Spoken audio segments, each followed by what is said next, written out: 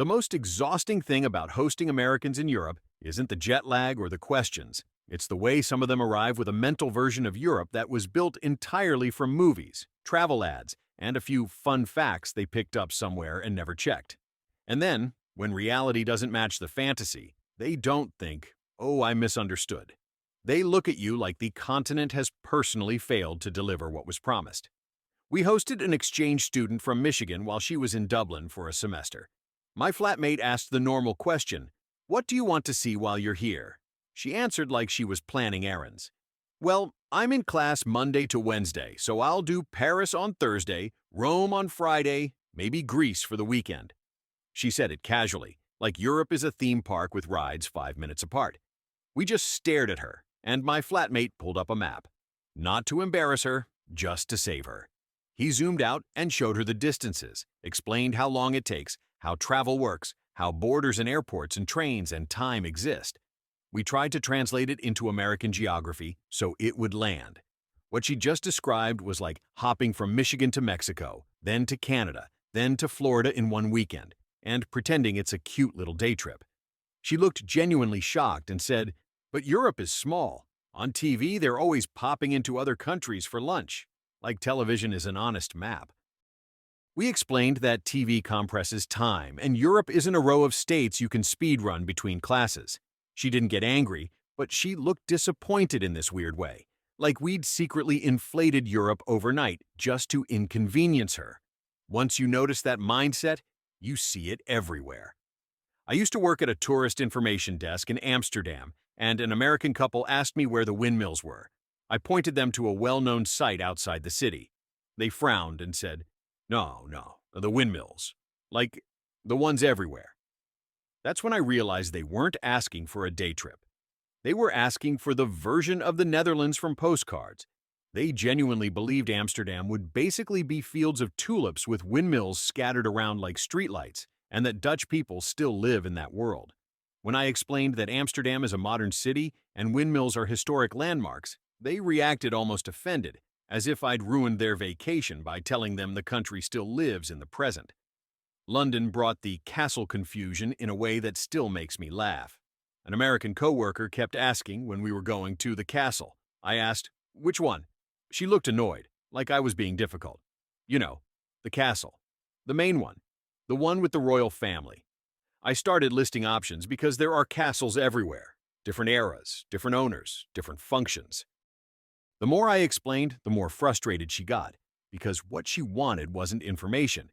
She wanted a single central castle where the queen lives, like Europe has one monarchy headquarters where all royals meet for weekly check-ins.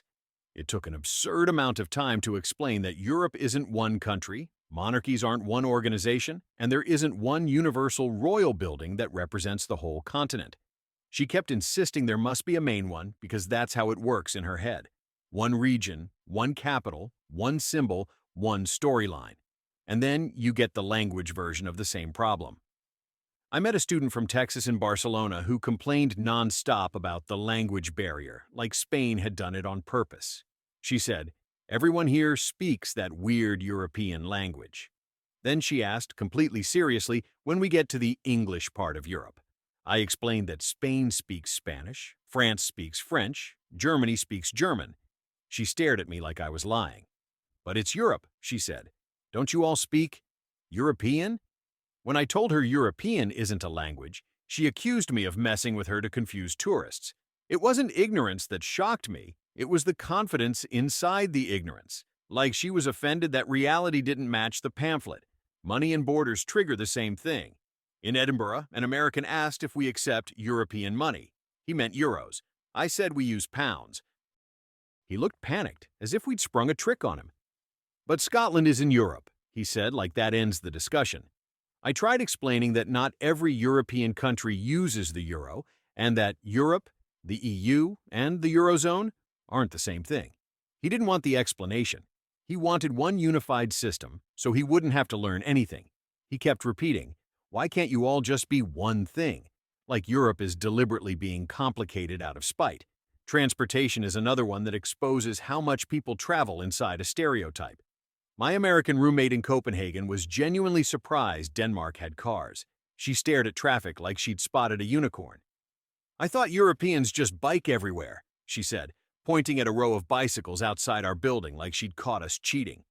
I explained the obvious. Cycling is popular, yes, but people also drive, take buses, trains, flights, like every other place on Earth. She looked disappointed, as if Europe having cars was a betrayal of the brand. Later, she posted online that Europe is becoming Americanized because people own cars. Danes in the comments politely explained they've had cars for generations. She replied with the energy of a customer demanding a refund. "Well, you didn't advertise that when you marketed Europe to tourists. Like there's a European marketing department that forgot to update the brochure. And the worst part is when the fantasy turns into entitlement." I've had Americans insist that shops closing for lunch or Sundays means a city is behind. I've listened to people complain that nothing is open 24/7 like it's a moral failure. They'll call it inefficient, outdated, not a real modern city. What they mean is, workers have rights, and convenience doesn't outrank people. But because they grew up in a culture where everything is always available, any system that prioritizes human life over round-the-clock consumption gets labeled backward. It's the same with food. In Vienna, a tourist asked if we have normal coffee. He meant drip coffee, not espresso. I offered an Americano, espresso with water, because it's as close as you can get. He took one sip, made a face, and said it tastes European, then left. That sentence still kills me, as if European is a flavor, like we bottle it and pour it into cups on purpose. There's a deeper issue under all these stories. Some Americans arrive in Europe expecting it to be one uniform thing, one language, one money, one set of rules, one storyline, because that's how they've been sold Europe. And when they discover it's a continent full of separate countries with different histories and identities, they don't feel curious. They feel inconvenienced, like complexity is rude. The funniest part is that even when you explain it patiently, some people still don't accept it, because accepting it would mean admitting their mental picture was wrong. And for a certain type of traveler, being wrong feels like being attacked. So they argue with you about your own continent as if they're defending a childhood memory. My cousin in Berlin had an American friend visiting who asked, completely seriously, why Germans try so hard to be different from regular Europeans. We asked what she meant, and she said Germans drive on the right side of the road, unlike Europeans who drive on the left. We told her most of Europe drives on the right, and only a few places drive on the left. She refused to believe it. Then she got stuck on the next part. Why would Britain be different from Europe? Like the only explanation for regional difference is sabotage. It didn't occur to her that Europe has variety because it isn't one unit. It's dozens of places with their own histories. She kept trying to force everything into one simple rule because that's how the stereotype works. I've seen the same stubbornness in Prague, where an American guest at a hotel asked what time we close the castle for the night. Not the museum exhibit, not the tour route, the castle, as if it's a Disney attraction where medieval times end at 5 p.m. I explained that Prague Castle is a giant working complex with offices and official spaces. He insisted castles close at a set time because that's how castles work. I had to say, as gently as possible, that medieval life ended centuries ago, and these are real buildings in a living city, not a historical stage set. He looked genuinely disappointed, like I'd broken the spell. Rome gave me the language version of the same delusion. I was teaching English there, and an American student told me Italians pretend not to understand English just to be difficult. I asked why she thought that, and she said, because this is Europe. Everybody in Europe speaks English. That's the point. I asked where she got that idea, and she said every European she met in America spoke English, so obviously all Europeans do. I explained that the Europeans who travel to the US and work or study there are not a random sample of the entire continent. They're usually educated, often multilingual, and already comfortable in English. She didn't like that answer because it meant she couldn't keep believing the world is built to accommodate her. I once worked a market stall in Brussels and had an American couple ask which country Belgium is in. I said, Belgium is the country. They stared at me like I was joking. They honestly thought Belgium was a city, like a vague European place floating somewhere on the map. The husband said, so Paris is in France. And Belgium is in Europe. I explained it's a sovereign nation between France, Germany, and the Netherlands, and they looked skeptical, like I might be lying to sound smart. That's the part that makes you tired. The assumption that locals are being confusing on purpose, instead of the traveler admitting they just never learned basic geography. Then there's the Europe should behave like one big America mindset. I met a girl from California in Munich who complained that Germany was too German. When pressed, she explained she expected Germany to feel more international, like Europe is supposed to be. In her head, Europe was a multicultural blur, where everyone speaks English, eats a mix of everything, and sort of blends into one vibe. Instead, she found Germans speaking German, eating German food, living German lives, celebrating German holidays. She said, "It's like they're not even trying to be European." We explained that European doesn't mean erasing national identity. She called it gatekeeping, as if having your own culture in your own country is exclusionary. Britain gets hit with its own special version of this. I was in Manchester when an American asked if I'd been to the Europe part yet. I asked what he meant, and he clarified. Continental Europe, the real Europe. He insisted British people aren't European, they're just British, and Europeans are the people with the accents. I asked what accent he thought I had. He said British, not European. At that point, you either laugh or you lose your mind, so I laughed and let it go. Because you can't argue someone out of a cartoon they're committed to. Food stereotypes get even wilder. In Stockholm, my American roommate was horrified that Swedes put butter on sandwiches. She lectured everyone about cholesterol and acted like Europe was a giant nutrition mistake waiting to be corrected. She had brought peanut butter from America because she assumed Europe didn't have proper spreads. I told her butter on bread is normal across a lot of Europe.